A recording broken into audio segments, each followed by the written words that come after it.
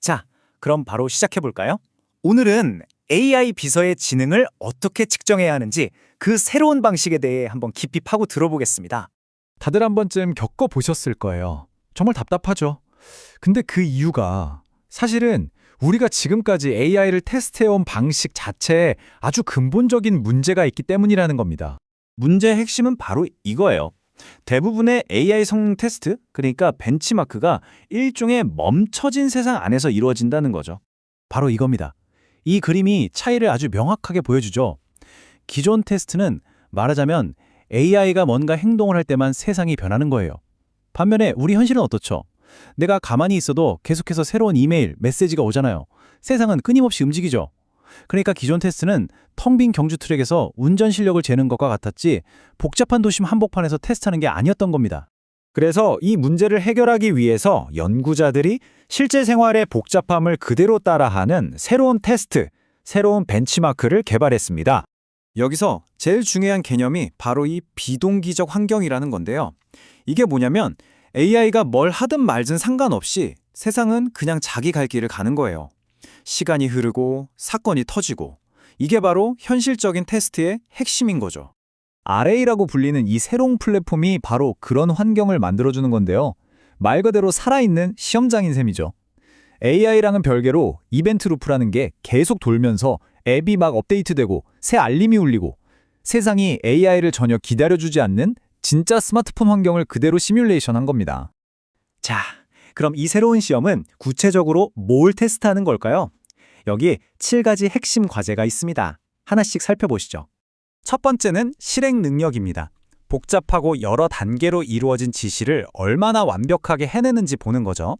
예를 들어 연락처 10개 정보를 한꺼번에 업데이트해줘 같은 까다로운 명령을 실수 없이 처리할 수 있냐는 겁니다. 두 번째는 검색입니다. 그냥 정보 찾기에서 끝나는 게 아니라 여러 소스에서 정보를 모으고 종합할 수 있어야 해요.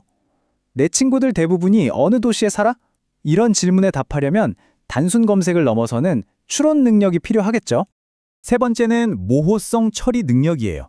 이건 정말 사람 같은 능력이죠. 뭔가 요청이 애매하거나 아예 불가능할 때 그냥 막 실행하는 게 아니라 이거 확실해요? 하고 대물을 줄 아는지 보는 겁니다.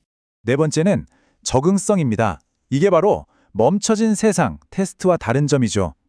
한창 일을 하고 있는데 갑자기 친구한테서 미팅 시간 바꾸자는 메시지가 와요.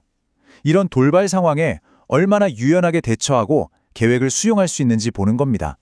다섯 번째, 이건 정말 중요해요. 바로 시간 개념입니다. 시간 제약을 이해하고 행동할 수 있느냐는 거죠.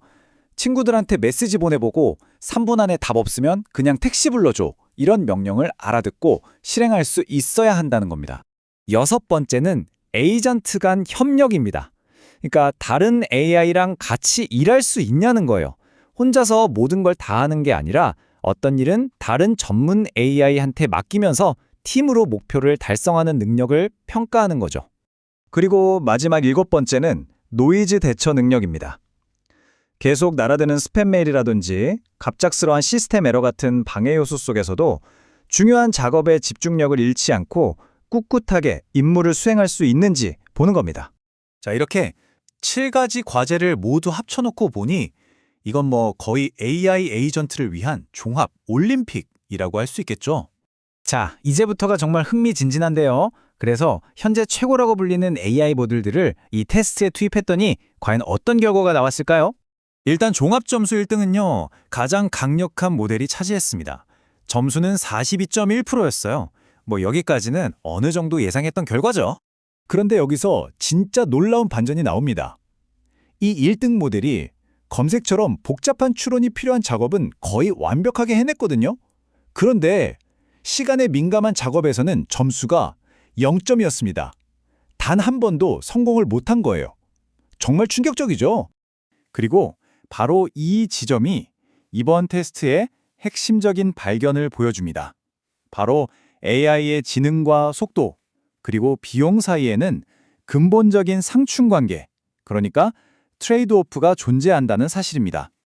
자, 그럼 마지막 결론입니다. 이 결과가 AI의 미래에 대해 어떤 새로운 그림을 그려주는지 한번 보죠.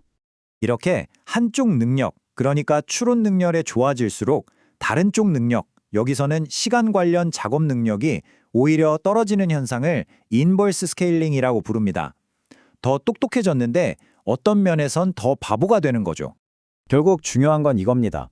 앞으로 정말 쓸모있는 AI 에이전트의 미래는 단순히 누가 더 똑똑한가를 겨루는 경쟁이 아니라는 거죠.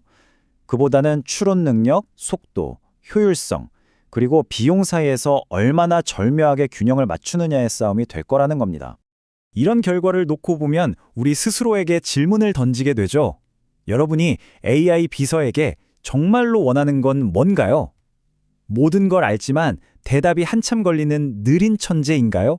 아니면 조금 부족해도 뭐든 즉각 처리해주는 빠른 조수인가요? 우리가 매일 사용하는 도구의 가치를 다시 생각해보게 만드는 질문입니다.